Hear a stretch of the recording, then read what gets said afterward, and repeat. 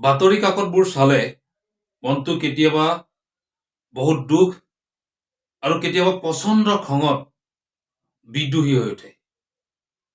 হয়, আজি পুনৰ এটা নিউজৰ হেডলাইনৰ ওপৰত আপোনালোকৰ লগত দুআষাৰ কথা পাতিবলৈ আহিলোঁ।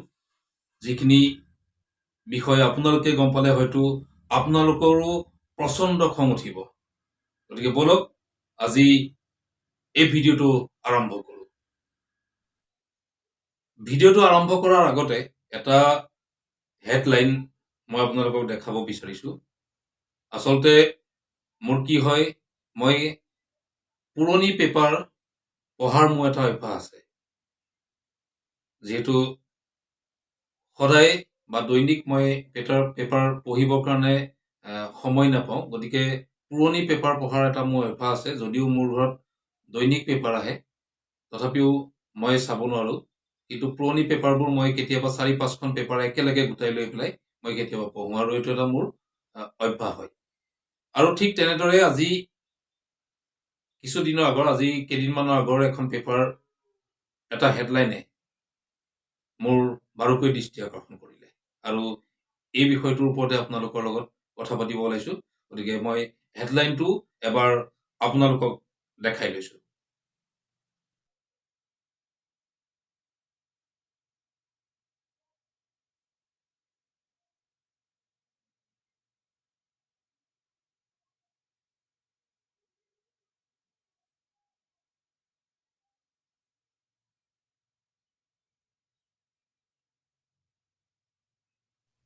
হয়, দুৰ্নীতিৰ বিৰুদ্ধে ডক্টৰ শৰ্মাৰ চৰকাৰৰ শূন্য সহনশীল নীতি, মাত্ৰ 17 মাহতে গ্ৰেপ্তাৰ 63জন ঘোষখোৰ। আজি এই যিটো পেপাৰৰ হেডলাইন, এই হেডলাইনটোৱে মোৰ দৃষ্টি বাৰুকৈ আকৰ্ষণ কৰিলে। আৰু নিজকে মই প্ৰশ্ন কৰিছোঁ, বা নিজৰ মনতে এটা মোৰ প্ৰশ্ন হৈছে যে কিয় এনেকুৱা হয় আমাৰ অসমত? আমাৰ অসমতহে এনেকুৱা কিয় হয়? বিভিন্ন কাৰণত, বিভিন্ন কৰ্মসূত্ৰে কেতিয়াবা ভাৰতবৰ্ষৰ বিভিন্ন ৰাজ্যত যোৱাৰ সৌভাগ্য আমাৰ নিশ্চয় হৈছে। আৰু তাত গৈ পেলাই আমি যিবোৰ দেখিছোঁ, বা যিবোৰ আমি দেখিছোঁ, তাত যিটো প্ৰশাসনীয় ব্যৱস্থা বা অন্যান্য যিসকল কৰ্মচাৰী আছে, তেওঁলোকৰ যিখিনি কৰ্মদক্ষতা, এইখিনিৰ ওপৰত আমি যিখিনি দেখিছোঁ, আমাতকৈ কিন্তু বহুত গুণ ওপৰত হয় তেওঁলোক। হয়, আজি চাওক এই নিউজটো, মাত্ৰ 17 মাহতে 63জন ঘোষখোৰ, আৰু এওঁলোক সাধাৰণ কোনোবা মানুহ নহয়। এই যে ঘোষখোৰ কেইজন সাধাৰণ দিন হাজিৰা কৰা মানুহ কিন্তু নহয়। এওঁলোক হৈছে একোজন চৰকাৰী উচ্চপদস্থ বিষয়া। এইসকল চৰকাৰৰ কৰ্মচাৰী, আৰু তেওঁলোকে প্ৰতি মাহত 50,000 পৰা 1 লাখ টকা পৰ্যন্ত দৰমহা পায়। কিন্তু কিয় তেওঁলোক আজি গ্ৰেপ্তাৰ হ'ব লগা হ'ল? এই বিষয়াসকলে, এই চৰকাৰী কৰ্মচাৰীসকলে নিজকে বাৰু কি বুলি ভাবে? যে তেওঁলোকে ভাবে নেকি যে এইখন অসমত বাকীবোৰ চব কংগাল ভিক্ষাৰী হৈ যাওক, আৰু মই নিজে কৰোৰপতি হৈ থাকোঁ? হয়, তেওঁলোকে এইদৰেই ভাবে। আৰু যদি তেওঁলোকে এইদৰে নাভাবিলেহেঁতেন, তেতিয়াহ'লে এজন সাধাৰণ খাটি খোৱা মানুহৰ পৰা কেইটামান পইচা ঘোষ খাই আজি তেওঁলোকৰ লগতে তেওঁলোকৰ পৰিয়ালক বিপদৰ সন্মুখীন নকৰিলেহেঁতেন। আচলতে এখেতসকল চৰকাৰী কৰ্মচাৰী নহয়, এখেতসকল আচলতে বৰ্তমান সময়ত একোজন যধা মূৰ্খ।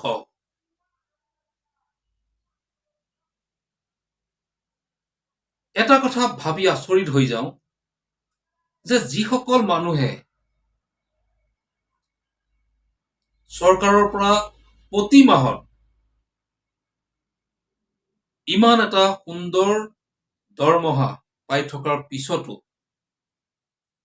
এজন সাধাৰণ খাতি খোৱা মানুহক এটা কাম কৰি দিয়াৰ বিনিময়ত তেওঁক কেইটামান পইচা ল'বৰ কাৰণে, কেইটামান পইচা বিচাৰিবৰ কাৰণে তেওঁলোকৰ লাজ নালাগেনে বাৰু? তেওঁলোকৰ নাক সঁচাকে নাই নেকি? আজি চাওক, মাত্ৰ 17 মাহত 63 জন চৰকাৰী কৰ্মচাৰী ঘুষ খাই গ্ৰেপ্তাৰ হৈছে। মই ধন্যবাদ দিছো আমাৰ মুখ্যমন্ত্ৰী হিমন্ত বিশ্ব শৰ্মা ছাৰক আৰু তেখেতৰ যিটো দুৰ্নীতি নিবাৰক শাখা আছে, এই শাখাটোক মই মোৰ ফালৰ পৰা চেলুট দিছো যে হয়, এই ধাৰাবাহিকতাটো এইটো অক্ষুণ্ণ ৰাখক আৰু চোকা নজৰ ৰাখক যে চৰকাৰৰ প্ৰতিজন কৰ্মচাৰীৰ ওপৰত। তেওঁলোকেতো বিভিন্ন সময়ত চৰকাৰৰ পৰা দৰমহা লৈয়ে আছে, দৰমহা পাই আছে। আজি চাওক, অসমখনত কিমান নিবনুৱা আছে। এইসকল নিবনুৱা কেইটামান পইচাৰ কাৰণে এজন নিবনুৱাই কিমান কষ্ট কৰিব লগা হৈছে, এইটো প্ৰকৃতাৰ্থত এজন চৰকাৰী চাকৰি নোহোৱা যুৱক বা মানুহেহে এই কথাখিনি বুজি পায় যে কিমান কষ্টৰে তেওঁ নিজৰ পৰিয়ালটোক পোহপালন দি আছে। এই মানুহজনে যেতিয়া কিবা এটা তেওঁ কামৰ কাৰণে কোনোবা এটা চৰকাৰী অফিচত যাব, গৈ পেলাই তেওঁ কামটো কৰাৰ বিনিময়ত যেতিয়া তেওঁ আকৌ এটা অতিৰিক্ত ধন এই কাম কৰি দিয়া মানুহজনক দিবলগীয়া হ'ব, তেতিয়াহ'লে তেওঁ মানসিকভাৱে কিমান কষ্ট হয় সেইটো কিন্তু এইসকল চৰকাৰী কৰ্মচাৰীয়ে বুজি নাপায়, যিসকলে ঘুষ ল'বৰ কাৰণে, কেইটামান পইচা ঘুষ বিচাৰিবৰ কাৰণে লাজ নকৰে। গতিকে আমি প্ৰত্যেকে সজাগ হ'ব লাগিব আৰু প্ৰত্যেকে সচেতন হ'ব লাগিব। এই কৰ্মচাৰীসকলে বাৰু তেওঁলোকৰ নিজৰ পৰিয়ালটোৰ কথাৰো এবাৰ ভবা নাইনে যে কালিলৈ যদি মই ঘুষ কেইটামান লৈ ধৰা পৰি মোৰ চাকৰিটো যদি মই হেৰুৱাবলগীয়া হয়, তেতিয়াহ'লে ভৱিষ্যতে মোৰ পৰিয়ালটোক মই কেনেধৰণে পোহপাল দিম? নে তেওঁলোকৰ এনেকুৱাও হয়তো হ'ব পাৰে যে তেওঁলোকে ঘুষ খাই বহুত টকা ইতিমধ্যে তেওঁলোকৰ তেজৰীত জমা হৈ আছে আৰু এই চাকৰিটো তেওঁলোকে হেৰুৱালেও এই টকাখিনিয়ে তেওঁলোকে হয়তো নিশ্চয় চলি যাব পাৰিব। আৰু তেনেকুৱা ঘটনা কিন্তু আমাৰ অসমত বহুবাৰ হৈ আছে। গতিকে মই আজি মোৰ এই ভিডিঅ'টোৰ মাধ্যমে এইখিনি কথা এইকাৰণে ক'লো যে আজি যিটো পেপাৰৰ হেডলাইন, এই পেপাৰৰ হেডলাইনটোৱে মোক প্ৰচণ্ড ক্ষোভিত কৰি তুলিছে, প্ৰচণ্ড খং উঠিছে মোৰ যে কিয় এজন সাধাৰণ খাতি খোৱা মানুহৰ পৰা, এজন 50-60-1 লাখ পৰ্যন্ত দৰমহা পোৱা মানুহে এটা কামৰ কাৰণে 500 টকা এটা বিচাৰিবৰ কাৰণেও লাজ বোধ নকৰে। 10 মে'ৰ পৰা 19 অক্টোবৰ পৰ্যন্ত 70.22 লাখ টকা কেৱল ঘুষখোৰৰ ধন আমাৰ এই অসমখনত জব্দ হৈছে। চাওক, এই যে 70.22 লাখ টকা বা 70 লাখ টকা, এই টকাখিনি সেইসকল চৰকাৰী কৰ্মচাৰী নেকি? নহয়, এইখিনি কিন্তু আমাৰ দৰে সাধাৰণ মানুহৰ টকা। এই টকাখিনি সেইসকল চৰকাৰৰ দৰমহা পোৱা কৰ্মচাৰীয়ে আমাৰ পৰা ঘুষ হিচাপত লৈ পেলাই ধৰা পৰিছে আৰু এইখিনি ৰাজ্য চৰকাৰে ইতিমধ্যে জব্দ কৰিছে। নিশ্চয় মই ভাবো আপোনালোকৰো খং উঠি যাব। আৰু যদি মোৰ এই ভিডিঅ'টো কোনোবা চৰকাৰী ঘুষখোৰ বিষয়াই চাই আছে বা কোনোবা ঘুষ খোৱা কৰ্মচাৰীয়ে যদি চাই আছে, তেতিয়াহ'লে মই আপোনালোকক সকিয়নি দিছো, আপোনালোক কিন্তু সাৱধান হওক।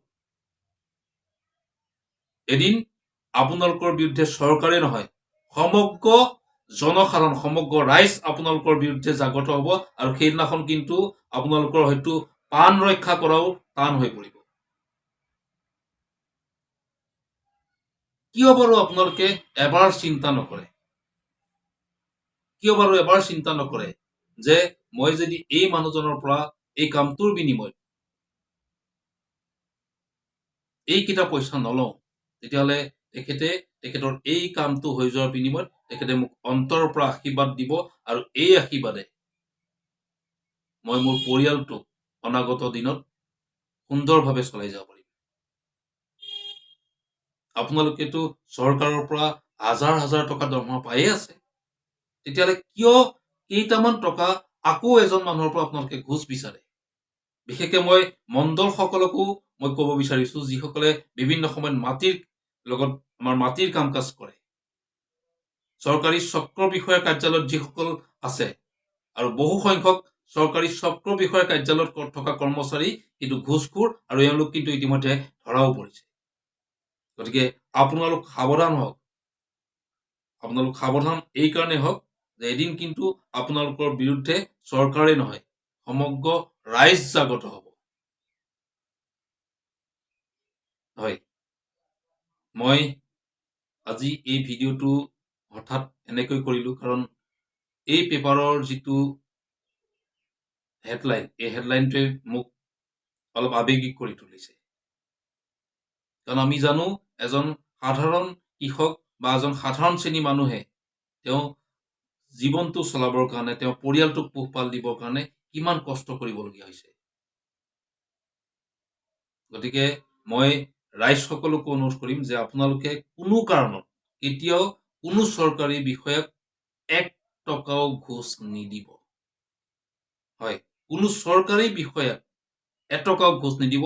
তাতকে এজন ভিক্ষাৰীক আপোনালোকে 100 টকা ভিক্ষা দি দিব, কিন্তু এজন চৰকাৰী কৰ্মচাৰীক 1 টকাও ঘোচ নিদিব। হয়, মোৰ এনেকুৱা ধৰণৰ ভিডিঅ'বোৰ যদি আপোনালোকৰ ভাল লাগে, তেতিয়াহ'লে মোৰ চেনেলটো আপোনালোকে ছাবস্ক্ৰাইব কৰিব, মোৰ ভিডিঅ'বোৰ লাইক কৰিব, আৰু যদি বেয়াও লাগে তেতিয়াহ'লেও মোক আপোনালোকে কমেণ্ট কৰি পেলাই জনাব। আৰু আপোনালোকৰ লগত থাকি আপোনালোকৰ পৰা সহায় সহযোগিতা বিচাৰি আজি এই ভিডিঅ'টো মই ইমানতে সামৰিব বিচাৰিছো। আৰু পুনৰ মই চৰকাৰক এটা কথা অনুৰোধ কৰিব বিচাৰিছো যে যিসকল এই ঘোচখোৰ বিষয়ে ইতিমধ্যে গ্ৰেপ্তাৰ হৈছে, এওঁলোকক কিন্তু পুনৰ তেওঁলোকৰ এই যিটো চাকৰি, এই চাকৰিটোত কিন্তু নিয়োজিত নকৰিব। এওঁলোকক কঠোৰতকৈ কঠোৰতম শাস্তি বিহক, আৰু শিকাওক যে কালিলৈ এজন নতুন চৰকাৰী কৰ্মচাৰীয়ে যাতে 10 পইচাও ঘোচ ল'বৰ কাৰণে ভয় কৰে। নমস্কাৰ।